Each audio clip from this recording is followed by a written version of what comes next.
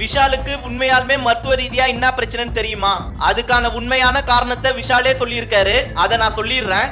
இது தெரியாத சோசியல் மீடியால விஷாலுக்கு அந்த பிரச்சனை இந்த பிரச்சனை அவனுக்கு நல்லா வேணும்னு தேவையில்லாத சில பேர் அவதூறு பரப்புறாங்க. தயவு செஞ்சு உங்க எதிரியா இருந்தாலும் இந்த தவறை பண்ணாதீங்க.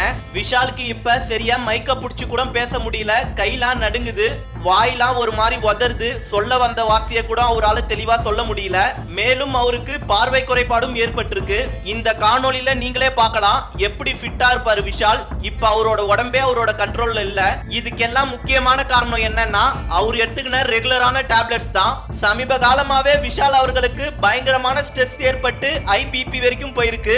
இதனால அவரு மன ரீதியாவும் பாதிக்கப்பட்டு தூக்கம் வராது இருந்திருக்கு.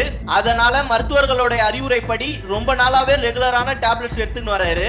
இதுதான் விஷாலோட இந்த நிலைமைக்கு உண்மையான காரணம். விஷால் அவர்கள் சீக்கிரமா முழுமையா நலம் பெற்று மறுபடியும் கம்பேக் கொடுப்பாரு என்பதுல எந்த ஒரு மாற்று கருத்தும் இல்ல. மேலும் நம்ம விஷாலை பத்தின உங்களுடைய கருத்தும் என்ன என்றதை கமெண்ட்ல பதிவு பண்ணுங்க.